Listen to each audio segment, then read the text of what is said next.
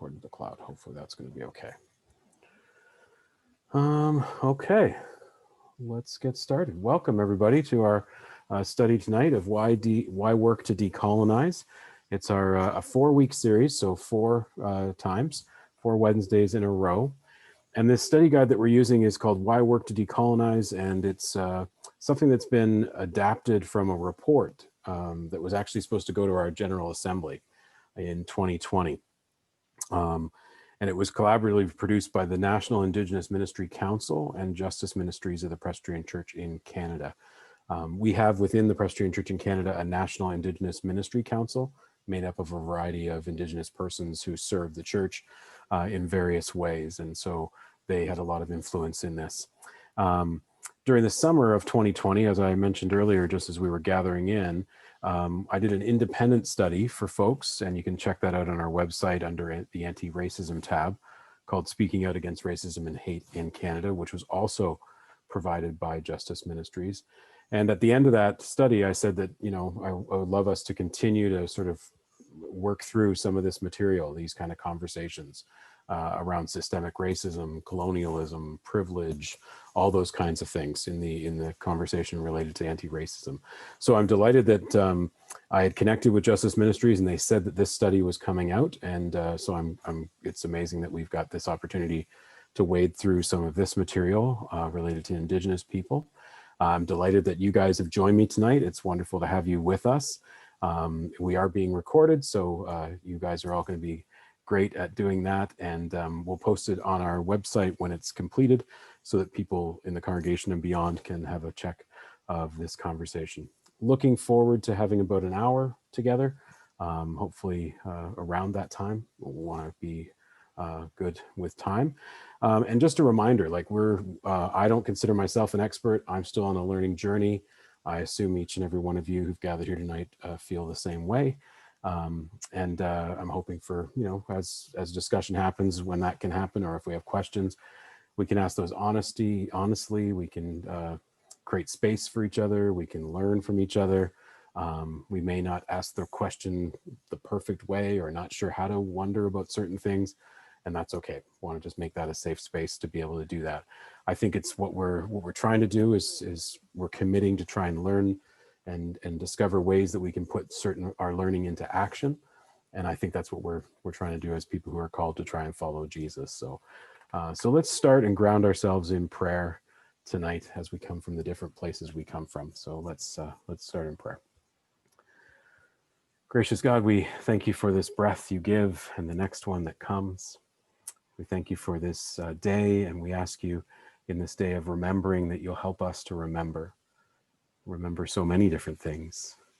But as we put aside the things of this day and rest them for a moment and engage ourselves fully into this conversation for an hour or so, we ask you to help us to remember the ways in which we've been a part of our history, and our place in the world has been a part of systemic racism, colonialism, and other words that we're still trying to unpack, especially as it relates to our Indigenous peoples in our country here in Canada.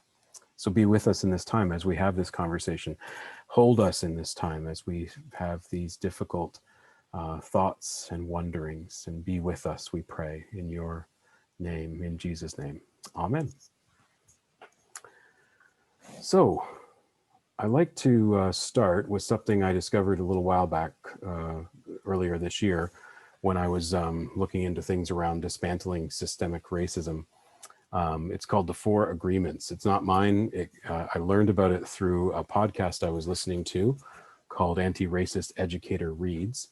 And I'll be, when I do the actual video and post it on our website, on the video on the YouTube, it'll have some of the links. So I'll if you want to check out the links later to like that podcast, you can certainly do that, and it'll be there once I post it.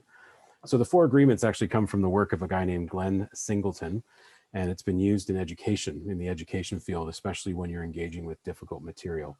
And so he suggests 4 things. Stay engaged, like hold in the material that you're talking about. Allow yourself to experience the discomfort. This is an easy conversation sometimes.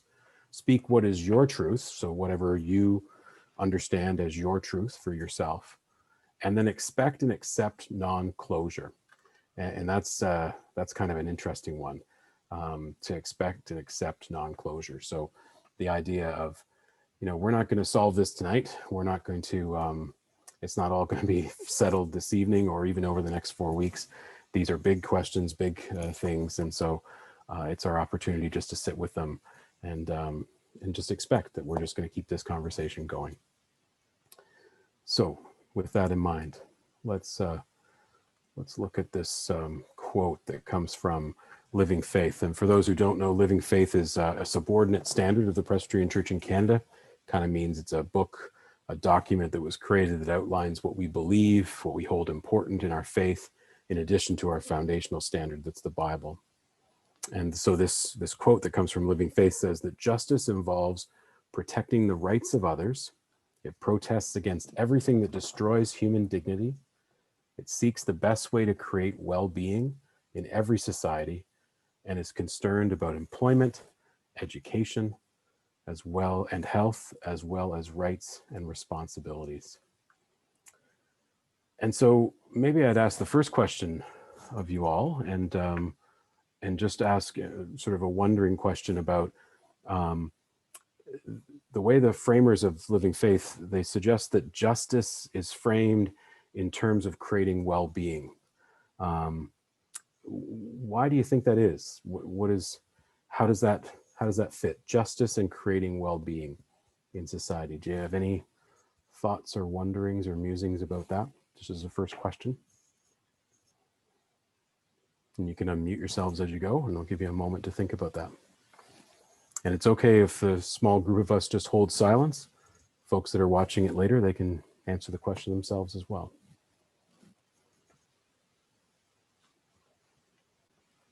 We're a shy group to begin, and that's okay. So I wonder, did somebody have an answer? Was somebody about to? I was going to say something. Go ahead. I would just, well-being to me, I'm a first aider and a first aid instructor. So we've actually recently changed that, the definition of well-being to encompass everything. Like that says there, employment, education, health, your social well-being, your mental well-being. It's not just that absence of illness or injury that we used to think first aid was. It's all of that. Mm-hmm. And I'm seeing that in this definition as well, that it's more than just right and wrong. It's more than just our old views of justice being, the sheriff coming into town and meting out justice in whatever way he or she sees fit. And, that's my interpretation of what you're seeing here. That's great, Dallas. Yeah, I appreciate that. And Nolly, did you want to jump in? Yeah. Along with you, Dallas, I was going to say that when I think of well-being and justice, I think of good health. I think of good health in the whole circle, physical, spiritual, the same thing you talked about. But also I think of respect for people, comes and respect and peace. Excellent. Yeah, thanks, Nolly. That's awesome. Kate, you had your hand up. Go ahead. Yeah, I was going to add, I think like the thing with what really resonates with me is the dignity side of things is, are we treating everybody and do we approach everybody with a respect and therefore like giving them, or do they have dignity? Are we treating people with respect? I guess those two seem to really go hand in hand. And it is more than just like, are we healthy? It's all of those things. Are we able to live to our full potential, from like mental wellness and physical wellness and access to all of the things that we need in life. And sometimes it feels like that may not be the case. And I think that's something that we need to work on as people and treating people respectfully. So That's great. Yeah. a bit Thanks. of a rambling. No, that's good. That's perfect. That's awesome. answer. Yeah, that's excellent. Yeah, these are great ways of unpacking well-being, and certainly in some of the work I've been doing over the last few years, well-being has become the, like you say, the umbrella now. We're using lots more of that language of well-being, even when we're talking about wellness and other kinds of things. So that's awesome. Can I just add one more thing too? Like, sorry, I would say that also too, that how people define that for themselves will vary. And I think sometimes we as people will project onto others what we think their well-being should be, or their how they should be living, or whatever that looks like. So I think it's also very much around, you know, what is most important to that individual and what aligns with their values, and respecting that. And that's a great point in definitely in these conversations around systemic racism and privilege. It's great to raise that up as a point to sort of remind ourselves that a lot of what we're going to be talking about in the coming weeks, the mindset, especially when we think about the church's involvement in some of the things that have happened to our Indigenous peoples over their history and our history. It was often around a mindset of people believed with quite a lot of passion that they were doing the right thing for the sake of another. And in a way, that's one of the definitions of privilege. You know, we think we have the best way of being, or we've got the definition of well-being, and imposing that on another is really good point. That's not what we're supposed to be about. So great stuff. Great way to start. Awesome. So within this study, what I love about the beginning of the study is that, you know, it doesn't completely assume, it hopes perhaps that you'll go and read the entire National Inquiry report of missing and murdered Indigenous women and girls. And the links are there in the study guide for that. And I would encourage you to check out the website. It's quite fulsome. But the other neat thing that I love that they've included is the artwork. The journey through the artwork gallery. And I hope you have a chance to sort of flip through and see the gallery that's there. And so I just want to highlight a few that spoke to me. And if you go to the link, and the link will be on the video when we finish, the link will be there to go there for yourself. You know, it also comes with a warning that says, you know, some of the material is difficult to look at, you know, artistic imagery that is a bit challenging to look at. So ensure that you give yourself some time and space, emotional space, to engage with it. But here's just a few that stood out for me, and I'll just let them sit and speak for themselves. And as we look at them for a moment, I've got just 2 or 3 here.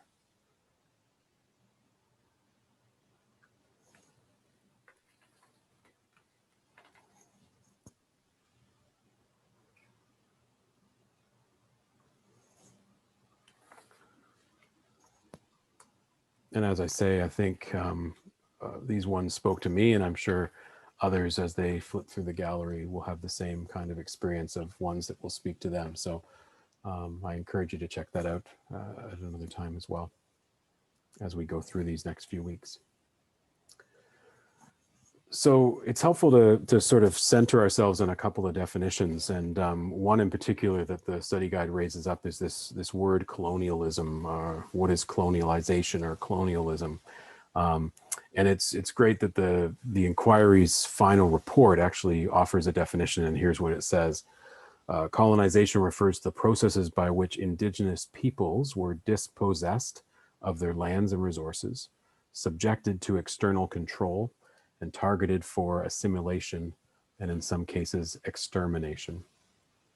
And I like that the study also raises up the idea that colonialism is systemic. So when we use this term systemic, it's the idea of like, it's in everything. It shapes the way we live. It shapes how we see the world. It's a part of everything that's around us. And that's where, when we talk about systemic things, it can be really challenging to sort of see, if you're in it, to see what it really is, what's going on, things that we take for granted or just assume, or if the system works for us, we don't see the ways that it could be impacting other people. And that's a really important thing to think about when we think about systemic things. And so when we have conversations like this, or we raise up studies like this, it's important as we do that to acknowledge the harm that's been done, the harm that continues to be done, and allow that knowledge to begin to change our way of thinking, to change our minds, and maybe work more determinedly to end anti-Indigenous racism that stems from this colonial kind of outlook. This is just a graphic of the study itself, and like I say, this report is deep and emotionally loaded, and just really an important piece of the journey that's gone on around this inquiry into missing and murdered Indigenous women and girls. It's a 2-volume report. It talks about legal and social changes that need to be made to resolve this crisis that's devastated Indigenous communities across the country. It's comprised, like it's voluminous in the sense that it's like they've got the truths of family members and survivors of violence and experts and knowledge keepers. Like thousands of people have contributed to this, and evidence has been brought forward. It offers about 231 individual calls for justice that are directed at governments and institutions, social service providers, industries, and also to all Canadians. It's a testimony for family members, a place to tell their story. It's a place for survivors of violence to speak out about what they experienced around poverty and insecure housing or homelessness, around the barriers to education and employment and healthcare and cultural supports. And it raises up the colonial and patriarchal policies that have displaced women from their traditional roles in their communities and governance, and diminished their status in society and leaving them vulnerable to the violence that they've experienced. This report came in June of last year, and I was at General Assembly, the General Assembly of the Presbyterian Church in Canada, and the National Council that we have of Indigenous persons were there, and we were talking a bit about this, but it just came out. And a couple of us actually did try to make a motion in Assembly to say that this General Assembly actually embrace the calls to action, and that we do something. In typical Presbyterian ways, we couldn't do that because we all hadn't read it yet, and we weren't 100% sure if we could do that, but at least there was a bit of a conversation and a bit of a debate about whether we would do that. If we had met as a General Assembly this year, my hope would have been that we would have encouraged the church to take steps to do this in some more tangible way. I think at the end of the day, the Assembly did allow us to say that we encouraged people to read the report and consider the calls to action, because there was calls to action that were just for individuals as well. So again, as you're looking through the report, do check out those parts of it as well. Basically 3 basic points come from this inquiry, and I just want to highlight those because they're really going to shape the next 4 weeks that we're spending together. So the 3 basic points from the inquiry are that there are 4 pathways maintaining the violence and inquiry examined, that supporting 4 types of rights would disrupt those harmful pathways. Second is that the violence was targeted based on gender, and that targeted violence in this gendered way has its roots in colonialism and certain interpretations of Christian theology. And then the last one is that the violence, as it has unfolded over the years, has amounted to a genocide that is still underway. And so it's through those testimony and the stories and the learnings from all the previous reports that have come before and this one that they're really summarizing the 3 points in that way. And so tonight our focus is really going to be on this genocide word. That's going to be our focus. So let's dive into understanding a bit more about what genocide might look like. And so genocide is a form of violence, obviously, and it's a race-based genocide is the idea. And these examples that you see to your right, those are some of the ways in which that genocide has been perpetrated upon Indigenous peoples for a long, long time. The Indian Act itself, the act that was put into Parliament that sort of has set the stage for Indigenous people, or Indians as they're known in the Act, since the act was created until present day. The 60s scoop, really basic understanding of the 60s scoop.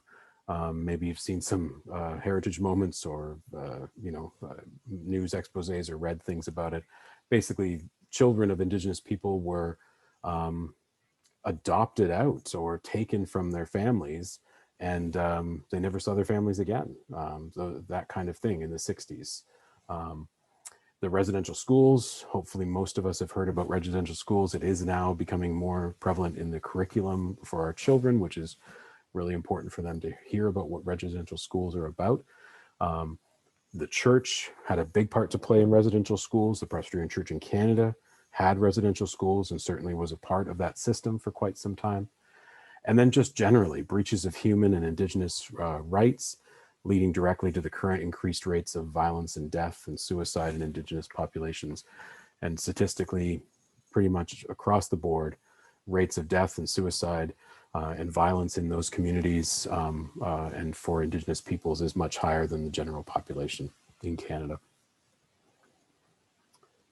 So it's helpful again to get some definitions. And so someone might say, well, that's a bit over the top to suggest that we tried some kind of genocide of Indigenous people. I mean, it's not like it wasn't like the Holocaust or something like that. We didn't do what happened during the war. But it's interesting, just after the war, the UN actually created a definition of what genocide actually is. And just as you listen to this definition, just think back or think to some of the knowledge you already have around how Indigenous people have been treated in Canada. We're going to fill in the gaps in the next couple of slides, but just sort of think about that as I read out the definition. So the UN defined genocide as any of the following acts committed with the intent to destroy in whole or in part a national, an ethnical, a racial, or a religious group. And as such, it would involve A, killing members, B, causing serious bodily or mental harm to members, C, deliberately inflicting on the group conditions of life calculated to bring about its physical destruction in whole or in part, D, imposing measures intended to prevent births within the group, and E, forcibly transferring children of the group to another group. So think about that for a second, and then I want to introduce you to somebody. Not to celebrate him too much, but just somebody that you'll see and probably hear about all the time whenever this conversation, especially around residential schools, comes up. So this gentleman, his name was Duncan Campbell Scott. He was a part of the Department of Indian Affairs. Try to do some quick math. He was a part of the Department of Indian Affairs from 1879 to 1932. He started in the Department of Indian Affairs. His dad got him the job when he was 17 years old. He served in the Department of Indian Affairs, only in the Department of Indian Affairs for the federal government, for 53 years, this gentleman. Apparently, he was also an accomplished poet, but most of his life, his historical life got blurred by the actions that he took as a person who was a part of the Department of Indian Affairs. As he moved up from a 17-year-old clerk, he moved up to become the deputy superintendent or the deputy minister for Indian Affairs, and certainly was a huge part of the imposition or the expansion of the residential school system. He oversaw the residential school system. It was obvious amongst the federal government that there was a goal that was put in place to assimilate and erase the identity of the Indian group, however they wanted to phrase it. So you'll often hear his name and the idea of killing the Indian in the child was a part of the residential school systems. Some other people have suggested that he didn't really say that. What he did say was he wanted to get rid of the Indian problem. And essentially he was, almost rabid in his desire for assimilation. He wanted there to be no longer a Department of Indian Affairs. He wanted there to be no longer an Indian in Canada. They should just be Canadians, whatever that was. which if we think about other ethnicities, other groups in our society, let's pick on the Scottish. It would be like saying, we're never going to have Scottish people anymore. They can't speak their Scottish language or have their Scottish accents. They can't have Burns nights. They're not allowed to dress up in those kilts. We will have none of it.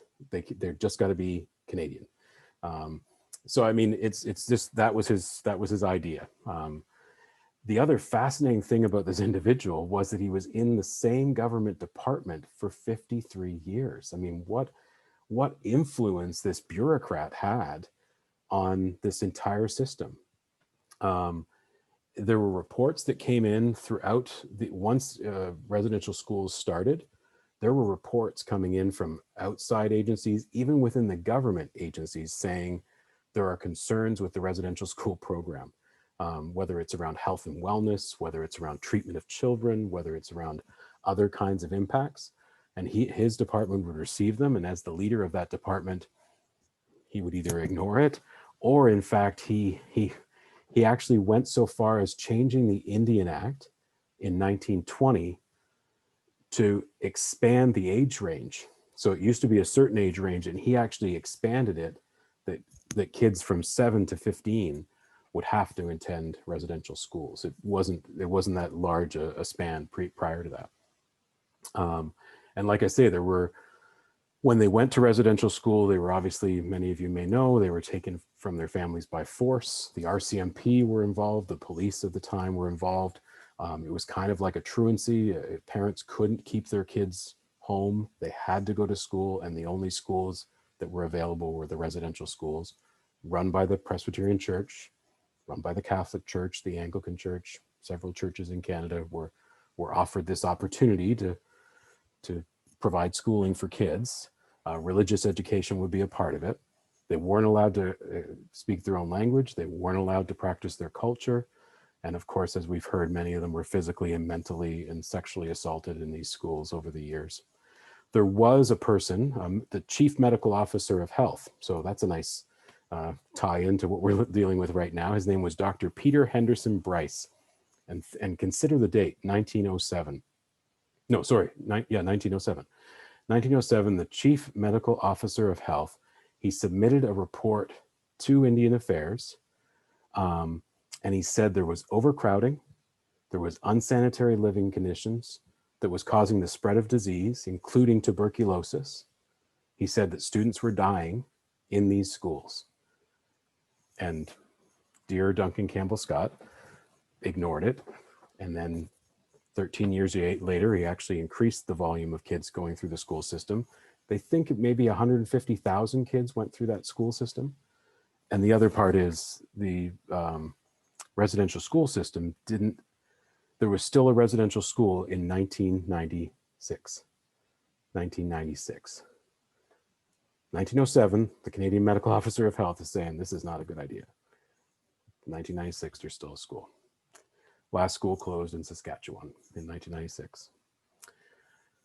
So, get a little excited about Duncan Campbell Scott, but anyways, an interesting fellow. And again, I can only assume that in his mind, he thought he was doing the right thing for Canada, for Indigenous people. I don't know. I tried to find out if he was Presbyterian just because, one of our own people. I didn't know. I couldn't find any specific evidence to that. I don't know if that would matter. It's just a thing. So here's this genocide piece unpacked a bit in the ways in which taking the definition and then applying it to what has happened to Indigenous people in Canada. So the idea of forced relocation off ancestral land to unfamiliar or difficult to inhabit land. So basically reserves. We took Indigenous people and said, you can't live here, you'll live there. And you have to stay there if you want to maintain your Indian status by the Indian Act's requirements. So placing Indigenous persons on reserves in crowded conditions with inadequate housing, and in some cases a lack of clean drinking water, another form of genocide really.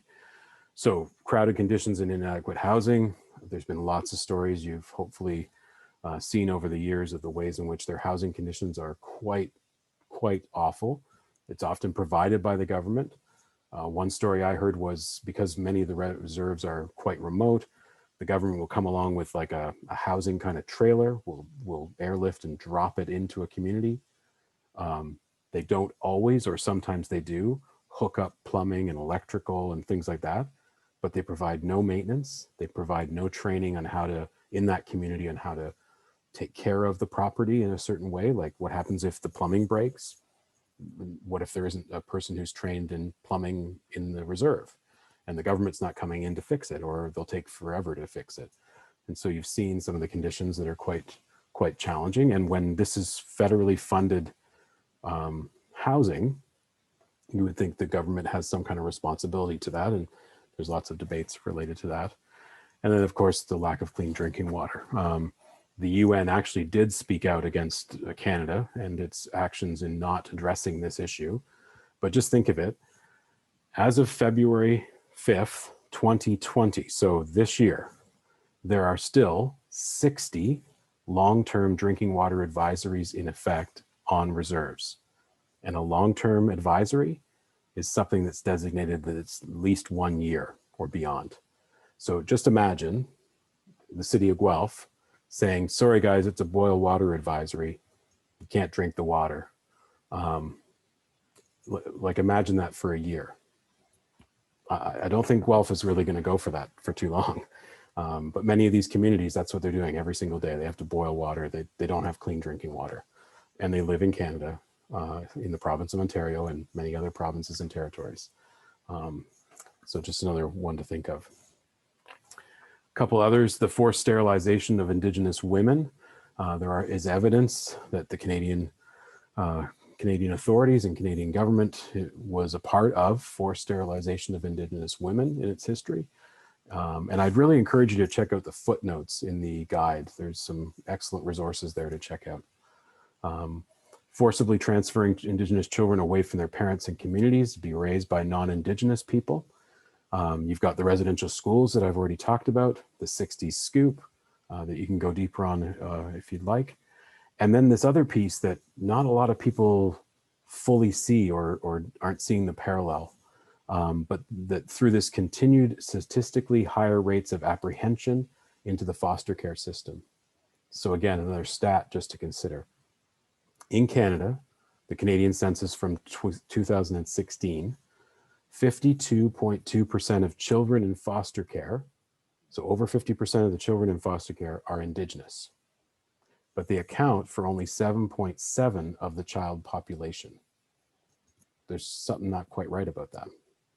And so I have heard from Indigenous people speaking about how, in a way, the residential school system, while it is now gone, is still continuing in this way of this foster care system and in Indigenous people's interaction with family and children's services within all the jurisdictions in Canada. So there's so many interactions with family and children's services in the Indigenous community.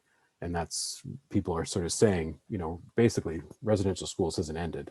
Our kids are still being taken away and put into a foster system. And so all that to say is basically to say it is a genocide that has been perpetrated over the years to this day. And these lethal effects of serious bodily harm and mental harm over generations and the trauma that's been experienced, it shows up in increased death rates, increased disappearances, increased suicides in these communities.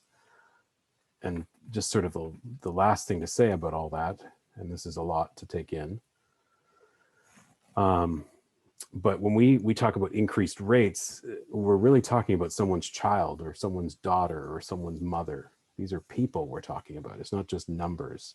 It's sort of like the people who talk about our current situation around COVID and just say, well, only 100 people or so died. It's not a big deal. That's not a big number. Well, that's a number that's big to the person who lost one of their family members and their friends and the community that mourns them. So any loss of life is important to name. And while I named Duncan Campbell Scott, it's important to raise up, and as we do this study, we will be raising up some names of some of these women and girls who've been murdered or are still missing, like 16-year-old Delane Copenace of Treaty 3 territory. She disappeared one February night 4 years ago, and her body was discovered about a month later. And her family and community are still searching for answers. They don't know what happened to her. CBC has done a great job, and the link is in the study guide. They've done a great job in profiling many of the stories, including Delane's story. If you're interested in exploring that a little further online, you can find a lot of those links to that.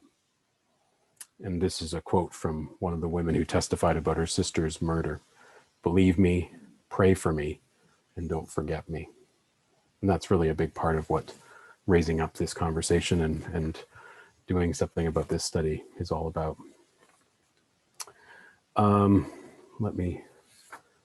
If you'll indulge me, just one more slide, and then we're going to have some questions and a little more conversation. And thank you for sticking with me through all this. It's not easy to listen to. So, no action. So what happened? June, the report gets released last year. Prime Minister Trudeau accepted the findings of the national inquiry, and the government said it would develop and implement a national action plan to address violence against Indigenous women, girls, and LGBTQ and Two-Spirit people. And as of June 2020, a year later, no Government of Canada plan yet exists for responding to the inquiry's calls for justice. And I'm sure the government would say, well, you know, we're kind of dealing with a pandemic right now, but we've only been dealing with a pandemic since March. They had most of the year to start something and to take some action. And unfortunately for Indigenous people throughout history, this is kind of the story. They tell their story, they work through a process, they share and unburden themselves of the situations that they've been dealing with. The government says it's going to do something, and then the government doesn't do anything. One of the most challenging conversations I had with an Indigenous person one time was we were talking about land acknowledgements and how that was, whether that was important and what that meant and all those kinds of things. And the one thing I had to confess was, here's what the Presbyterian Church in Canada did in 1996. We did a confession to Indigenous peoples. We called them Aboriginal peoples at that time, but we did a confession as the Presbyterian Church in Canada, and our moderator went and met with some of the national chiefs of Indigenous peoples, and other people were there, and it was a big thing. And what I had to say and where the confession came was this was from 1996, and I was having this conversation with this Indigenous woman in like 2016, and I said, and all I'm talking about is, you know, maybe my congregation is going to introduce a land acknowledgement into its work and life. So it's a long time and not a lot of action. 20 years, and we haven't done a lot. And so those are some of the things we need to think about as a church and as people and as individuals, and certainly as a nation. So there are a few questions that we're going to walk through. Maybe I'd just, well, let's see what the questions elicit, and then I'll also open it up to whatever other kinds of things you want to raise up. And feel free to either put up your hand or unmute yourself and just start talking. We can roll with either. So let me breathe for a second. So the National Inquiry's first report was not the first report to use the word genocide. The question the study's asking us is, have you heard what happened here in Canada with Indigenous people called a genocide before? So is this new to folks, or have you heard of this before? You can also nod if that's all you want to give, or go like that. Yeah, Nolly.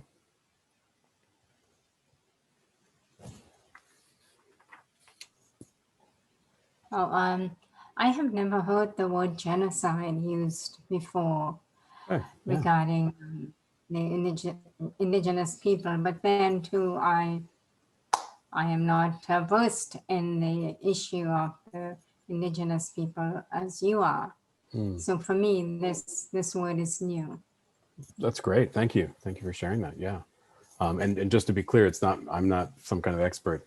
This is what the study guide is offering up and raising up. I mean, I personally have heard genocide used often. I think my mindset and where I break down, I mean, I think journeying through this study in this first phase has helped to solidify it for me. But I would have said prior to engaging with this material, I would have said, well, I would have called it an attempted genocide. And that somehow we didn't, we failed, as it were. But I think that's my embedded sort of notion of how I think about genocides. But now, having unpacked some of what the study is saying, I can see it more clearly as no, we're still actually a part of committing a genocide in our ways. Yeah. Other thoughts? I was just going to add that in addition to genocide, or the use of the term genocide, it certainly fits. I've also heard of how people describe the way Indigenous people live in their country like refugees in their own country, because they're not living in the land that is theirs, really. Like it's all theirs, but it's like they're living like refugees. Yeah, really good point. Yeah. I've been very much dispossessed and are no longer living in their own country in the same way. Yeah. I think. But the Oh, sorry. Let's get Anne in there and then we'll get Dallas. Go ahead. I think it is really shocking how little we knew. I mean, we Right. just didn't know what was going on. Like we never learned about it as students or even later on. Mm-hmm. Mm-hmm. Yeah, it's fascinating, isn't it? And that, I mean, again, I think in the conversations that we're having around this material, that does often speak to our own privilege in these journeys, right? We, who's in power and who has the ability to not share this information or keep a tight lid on some of this information. Yeah, really good point. A lot of this stuff we might say we didn't know.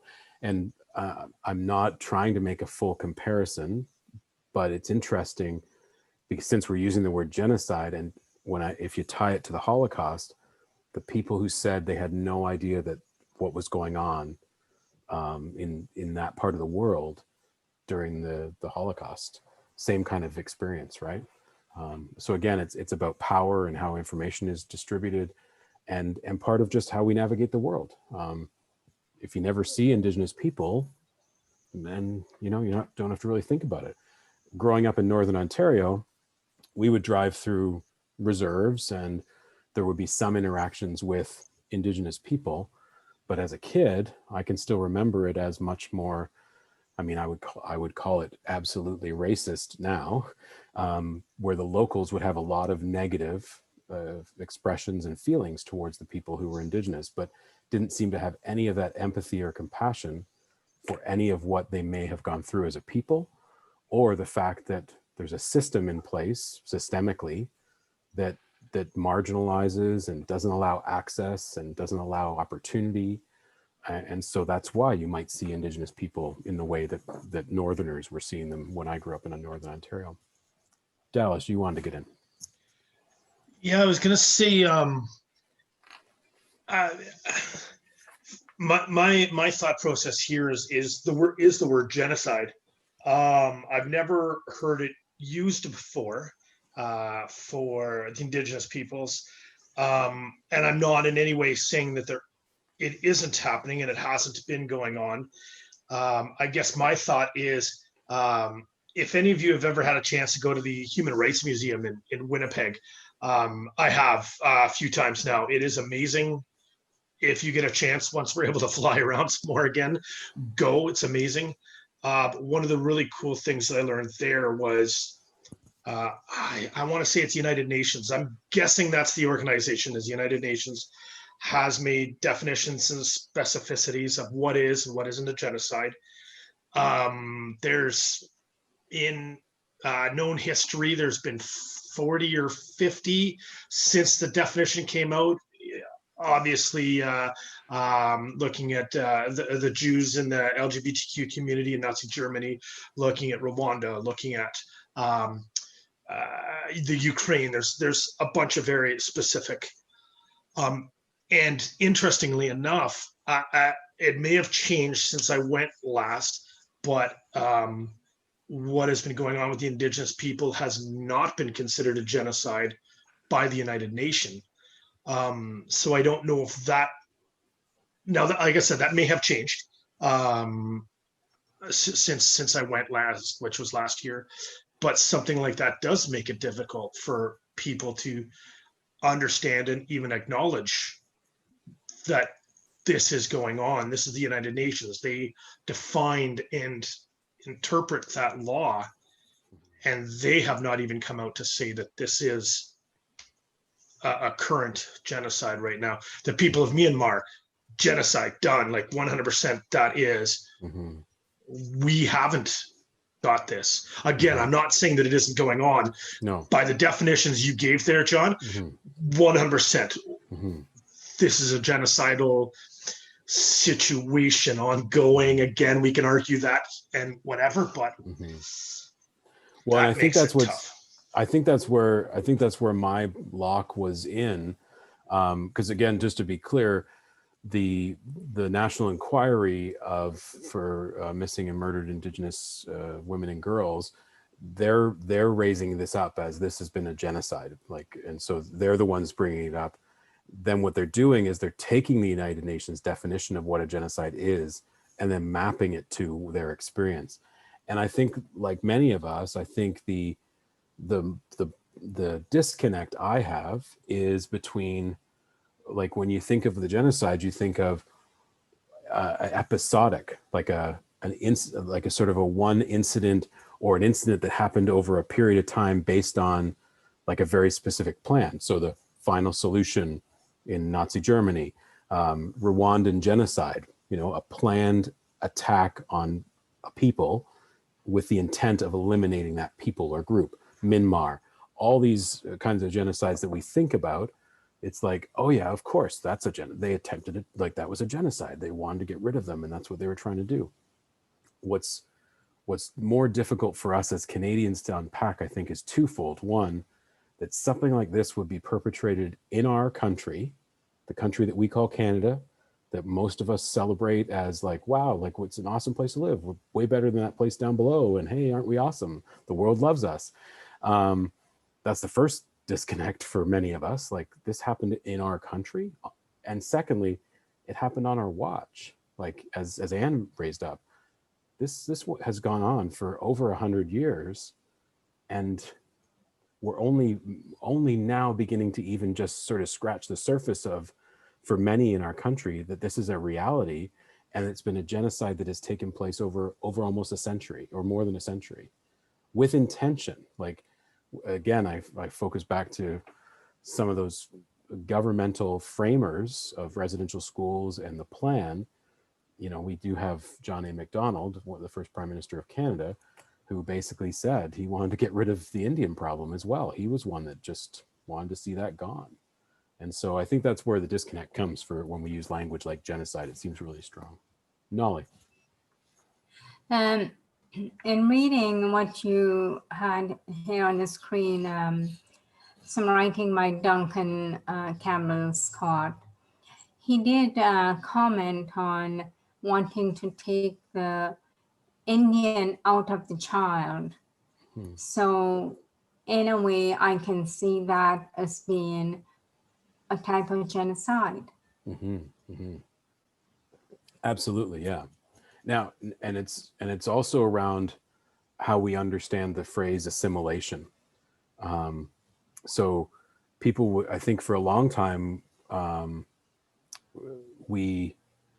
there's the ethos. Often there's been this comparison between Canada's sort of context and the American context.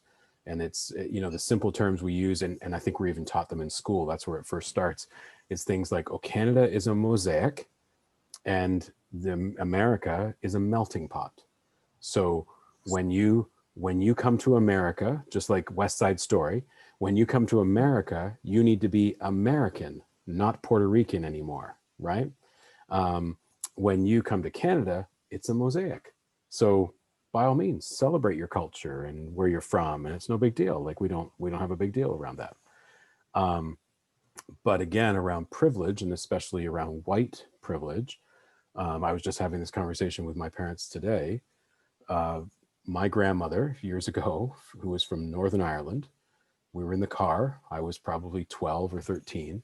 Grandma was going on about immigrants, those immigrants, in her great little Northern Irish accent. And I said, foolish me, but Grandma, you're an immigrant. And she said, I most certainly am not. And I said, but Grandma, you came over in a boat. That's what an immigrant is. And she said, no, this is my country. And so when you think about the mindset of immigrants who came mostly predominantly white, Anglo-Saxon, many Protestants, came to this land, English, Scottish, Irish, and the Irish weren't treated very well in the early stages, but eventually they began to think of themselves as this is their land. There was still a lot, there's still to this day, as we're learning, a lot of systemic racism about people who are not white, who are not Anglo-Saxon, as being Canadian. So, you know, we're also sort of disrupting sort of these myths that we have about who we are as Canadians. You know, you can come from anywhere in the world and be a part of Canada, and we will embrace you and accept you. But when you talk to people from the Black, Indigenous, persons of color communities, they'll say they didn't feel very welcomed, or they still don't feel very welcomed. So these are some of the things that we need to unpack as well. How often have you heard, you're welcome to come here and be whoever you want? Oh, but you can't do that. Mm-hmm. Right? Or yep. Go back where you came from. You know, the other exactly great, fantastic, awesome thing to say. Yeah, for sure. For sure. Yeah. I mean, I know I've had conversations with Kate around these kind of things as well. And it's, you know, sometimes even occurs in our own family systems, or in certainly the people we interact with, who don't want to interact with someone who's doesn't speak the language as their first language. I don't want to go to that professional because, well, they won't understand me. It's like, well, so, I mean, all the systemic racism stuff exists in our country, and people experience it every single day. And so one of the piece that I'm trying to raise out is, how come we didn't know, and how has this gone on for over a century? Well, part of it is because there was a dominant culture, a dominant framework in society, and the church had a part to play. We often call ourselves, we were a Christian nation. And you've heard, probably, you've been a part of the laments of the ways in which that Christian nation has been disrupted and pulled away. You know, we can remember when there was hymns and Christian hymns sung in schools. We can remember when the Lord's Prayer was recited in schools. And so I don't want to go on a huge tangent, but just one more piece around that. So when the church is a part of a system like a residential schools, and questions are raised about how good this system is, or are there problems, are there issues, are there concerns, we've seen how religious institutions, you don't have to go too far, we've seen how religious institutions will keep that on the down low. They will quell that kind of stuff and push it to the side so that no one hears about it. And so that's why we might say today, I didn't even know this was going on. How did this even happen? And then that's also why when people did bring up their stories, people said, oh, well, why are they saying this now? Or I can't imagine this happened. Or those were good people. Those were nice people. Those were church people. They didn't do anything bad. So I was going to pick up on that point too, like, because you mentioned the Duncan Campbell Scott, and, you know, that notion of, like, at the time, they probably thought what they were doing was the right thing. And, you know, I think, you know, we always have to sort of question that, or because it likely came, well, I don't know. I can't put myself in those shoes or at that context or anything, but that, I mean, going back to that original piece around the sort of well-being and dignity, and it's like looking at a person as a difference, having a difference as lesser than, obviously led to the actions. I don't know, but that's what I struggle with, that whole notion of they think they're doing the right thing. Yeah. But if we are not educate, like if I hadn't learned about in residential schools and missing and murdered Indigenous women and all of the issues, I might have a sense of it or a different take on it too. I might have that, context of, well, they just get free school and, don't have to pay taxes, and there's a lot of kind of misconceptions. So I think, it's a lack of awareness too, but. Yeah, absolutely. I think so, for sure. Yeah. It's, Can I just end it for a minute? go ahead. Yeah. Well, I find that we have many people that we talk to have a terrible attitude towards Indigenous people. And no matter what I say, they just say they're no good, they're lazy, they're drunks, all this sort of stuff. And I find sometimes that I'm not strong enough to really argue properly. I have tried, but they just look at me to say, well, what do you know? I've been very involved in Rotary. One thing about Rotary, it is doing a lot for the Indigenous people. And I've read a lot of books where you really get the idea of what's going on. But there's so many people that still think they're no good. For sure. For sure. Yeah. I think we had that conversation at book club, Anne. Many times at book club, many times when we had read books, yeah. About Indigenous experience, and conversations would be like the comment would be, well, why can't we just move on from it? And I think if this had been happening to your ancestors and your people and your mothers, grandmothers, and family members, I don't think we would be moving on from it. So I agree with you. It is hard to raise it up and bring it forward. Because most people don't care. Or many people, I should say. Yeah, because they're doing okay, right? So sorry, John, go ahead. No, I think you're right on. It's it doesn't impact them directly. It's also, it relates to our 4 agreements. It's uncomfortable. The number of times I've heard people say to me, John, why do we have to keep talking about this? Like, when will it be over? When can we stop talking about it?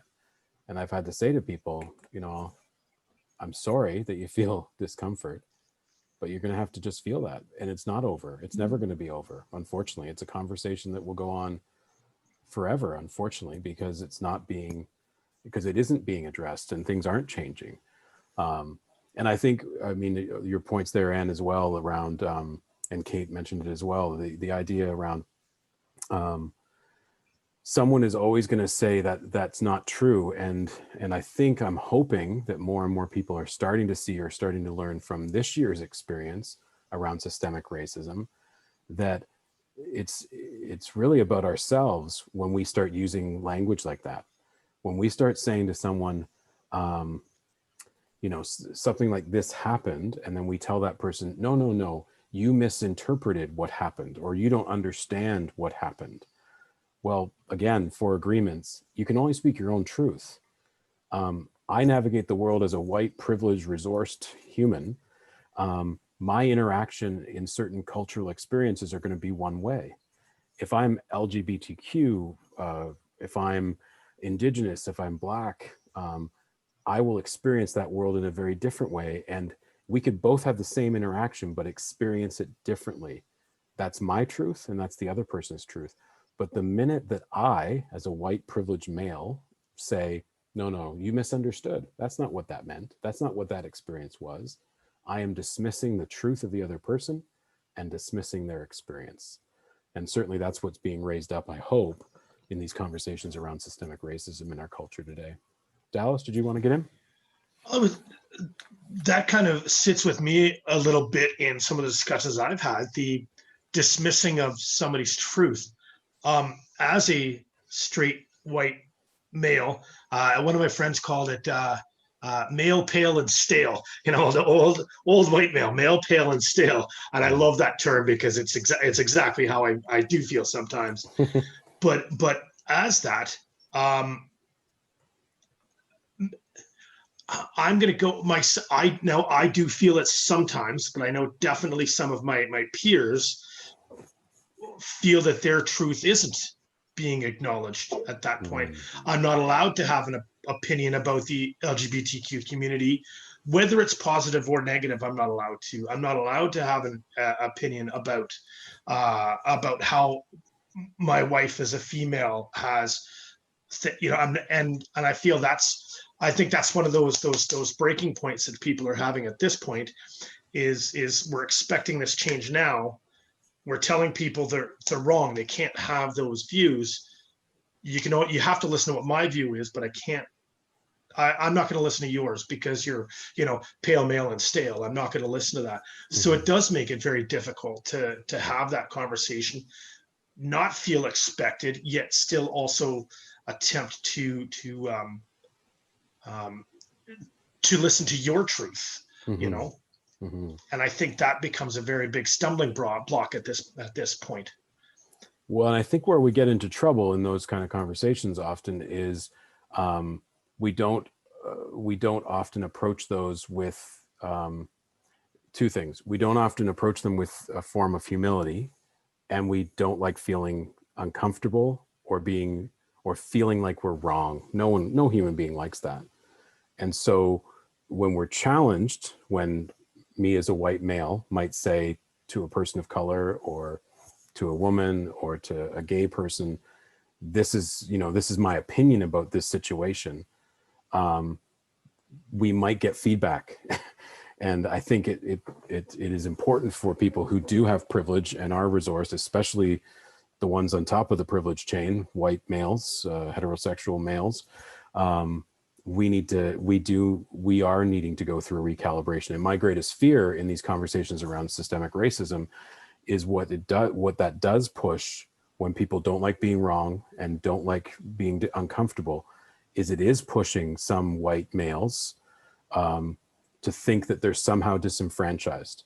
And then there's a narrative that goes with that and says, you're being disenfranchised. And we have seen where that goes. And that's not something that just happened in Nazi Germany in the Second World War. That's happening right now. It's happening in the States. It's happening in Canada, where there are groups of white males, heterosexuals, who feel somehow that their opinion doesn't matter, that they're not being listened to, that they're disenfranchised, and we need to be held important.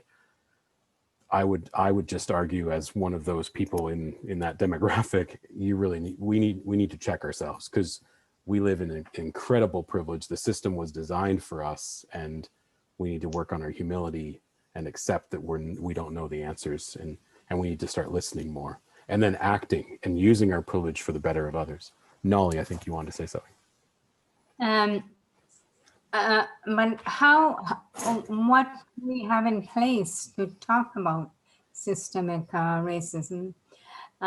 It's talked about in Parliament. It's talked about, making policies and all that. But has it been filtered down to the lay people to educate them and help them understand what it means? Do you know if that is being done, even in the workplace? Or is it just talked about with a broad heading saying prevent systemic racism? It's a really good question, Nolly. I'm hopeful that as a society and a culture that we're working through that right now. Like, I'm hoping it's not just going to be a webinar that we all take in our corporate structures or in our places. This is a long journey, and we all need to be a part of that change, right? I think it's, and it does need to get disseminated. We can use a lot of high-level language that doesn't get down to understanding what a regular day-to-day interaction might look like that would be defined as a form of systemic racism, right? And that's what everybody and the people need to know. Yeah. I am very proud of you for having this little session with us, and it's only a few of us that showed up. But I'm hoping that we do have more people from our church who can, or from everywhere else, can join in this conversation, because it's very, it's excellent. Well, thanks, Nolly. I appreciate that. And it's, I think one of the things I've found missing, and one of the calls to action that I felt as a leader, or a burden that I felt as a leader in our community, as a religious leader in our community, was that, what was the church doing about that? And I would say that, systemic racism and the church, it's really a disconnect. Many churches would say, we're not systemically racist. Like, we love everybody. Everybody's welcome. No big deal. But the reality that many people have experienced is, no, that's not 100% welcoming. But I think it's the same myth that we have in Canada. Everyone's welcome to come, but I just don't want you as my doctor. Everybody's welcome to be a part of this. I just don't want, I just like my own social club. That's what I like, So I think it's important for us to continue these conversations. And yeah, I'm happy with this small, mighty group that we are tonight. We've done great. We're over 8 o'clock, so I don't want to go too much longer, but for the sake of the study, I'll touch on the other two questions, and then we'll wrap up for tonight. So the question it asks is, and I've never been a guy who likes study guide questions, so I love the tangents, I love where we all go, but I'll be faithful to these two questions for the study. So it's asking about emotions and thoughts that arose for us this evening. And, asking the sort of question, if you were Indigenous, would you find hearing this material differently? Anyone want to offer a couple of brief thoughts on that question?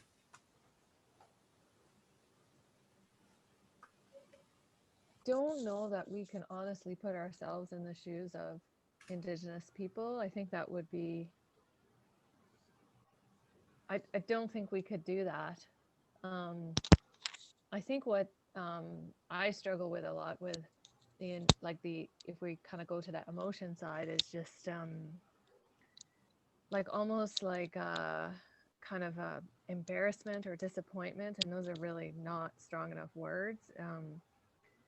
I often feel, or I guess it's like an internal hurt, because I'm English. I was literally, I was born in England and emigrated here, and I'm an immigrant, but basically the English people as a people, kind of took over the world and colonized a whole bunch of places and didn't do a good job of that. So I always feel like crummy, right?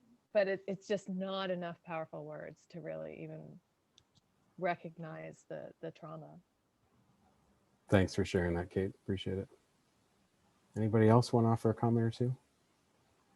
Well, I am a foreigner too, an immigrant. And I am colored. I am not, but I just want to share with you a quick little encounter I had when I visited England in the spring this year. No, last fall. I went to a pharmacy and I was having a conversation with the cashier, and the girl was of color too. And I left and I came back and I had a question to ask her. There was another cashier. And I said, can I speak to the girl who was here before you? And she said, well, there are a lot of people here. Did you know her name? And I said, no, but she's of color. And she said to me, ma'am, I forgot what she called me, not ma'am. But she addressed me and she said, we do not use that term here. We are all human beings. We do not use the word colored or oriental. We are all human beings. And I thought, wow. I just said, well, thank you. And I walked out. I felt so embarrassed being of color myself. Interesting. Wow. I just wanted to share a piece with you. Appreciate that. Yeah. Certainly this, for myself, I find this material gets me heated and worked up and passionate and stuff like that. I think twofold as well, and I'll comment a bit on what Kate said around this notion of just feeling, there's this internal struggle within folks. And just to say that, you know, in a self-compassion kind of way, that's normal. Like, if you feel uncomfortable about this kind of stuff, if you're a person who was raised in an Anglo-Saxon background, or this is new for you, depending on where you've come from, it's normal to feel uncomfortable. It's normal to feel the pain of, how did this happen? You know, we're not specifically responsible for specific things that happened in our history in Canada, but there's this sense of that. The trouble with that, especially for white privileged individuals, is that turns into a bit of, we get stuck in the mire of that. And then also that the BIPOC community then feels like they have to, you know, care for us as we're having our emotional meltdowns of like, oh no, like I feel so bad as a white person, I'm so horrible. That's not helpful either. But we also get stuck in not doing action because it's like, well, what can I do? This thing is so huge, it'll never be fixed, and all that kind of stuff. The piece for me that I connect with, and I was privileged enough to be a part of the Guelph Reads event a couple of years ago, and I did 7 Fallen Feathers. And my opening, and I'd encourage anybody to read that book, oh my gosh. But what got me from that one was I hit all the boxes of that book and that story of these young teenagers who were murdered, probably, more than likely, although not fully committed to by the police in Thunder Bay, but were murdered. And they were a part of a residential school system in the sense that they had to come from remote communities to go to high school in Thunder Bay, and had to bill it with people often non-Indigenous. I'm from Thunder Bay, originally born there. And I'm also a minister.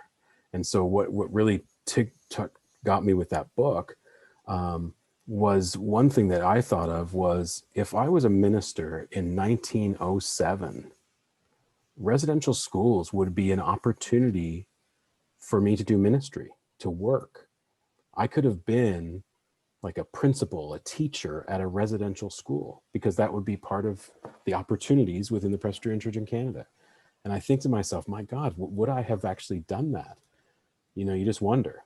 And that's sort of another emotional disconnect or cognitive dissonance within that story. Any other comment before we move on to the last question?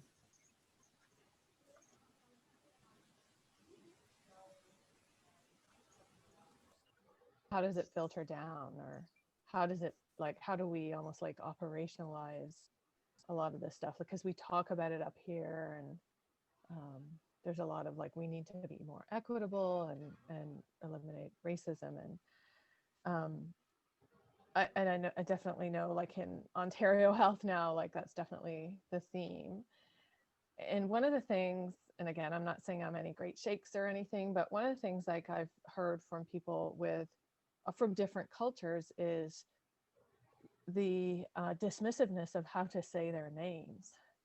And so if it's not an Anglo-Saxon name that's easily pronounced, people are like, oh, I can't even bother pronouncing your name. You're just Johnny T. I can't say your last name or whatever. So one of the things I've been trying to do very consciously is working really hard to look up and phonetically be able to say people's names correctly. And if I don't say it correctly, be willing to be corrected.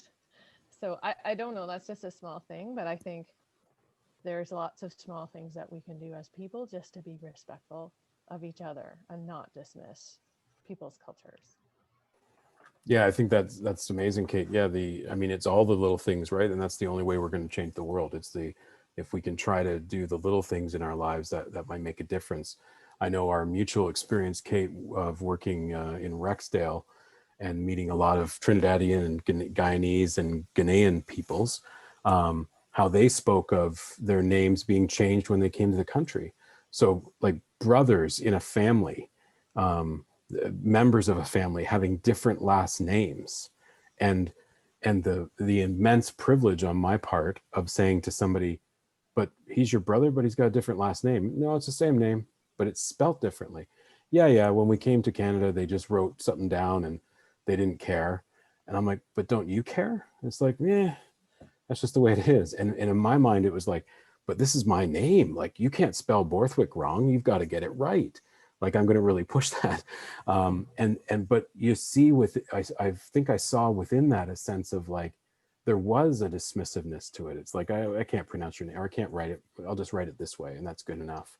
So I think it's a good idea to try and take it to that further extent of like, oh, yeah, I'm saying it wrong, but I want to get it right. Please help me to say it right, because it's your name and it's important. I think that's beautiful. Yeah. And maybe connected to what Ann had said earlier about the courage to speak up.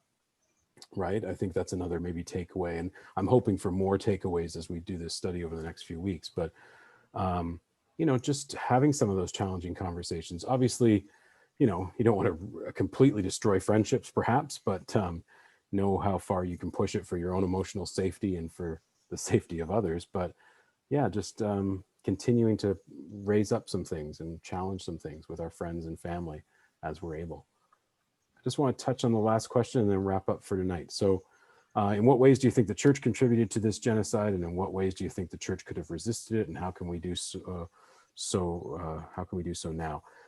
So I'm actually going to leave this question for our further times, because actually this is going to be a part of the study even more. And I think we've touched on a couple of things. I want to go deeper on that church side over the next few weeks, so I'll save that. But any final comments as we wrap up? I want to be faithful to our time and not keep you all night long. Zoom is a wonderful format, but most people get exhausted by about an hour, and that's what we're at about. For next session, we're going to look at the next chunk in the guide. So it's the calloused interactions, just that chunk. So if you want to check that out, you can. I also will put on the video, I found a really neat sort of overview of, I don't know if you can read it yet, overview of the residential school program done by the Union of Ontario Indians. I'm not exactly sure of that organization, Anishinabek.ca. I'll put a link to that because it does a really simple sort of retelling of the residential school system, and you might want to check that out too. Any final thoughts as we wrap up? A word or two of our first session together? I was just kind of thinking, and I was going to mention this earlier when we were talking about what we can do. Mm-hmm. I think we also need to be very cognizant that it took generations to make the damage that has been done, and it's going to take a long time to fix it. It's not this magic wand where we snap our fingers and we're going to fix things.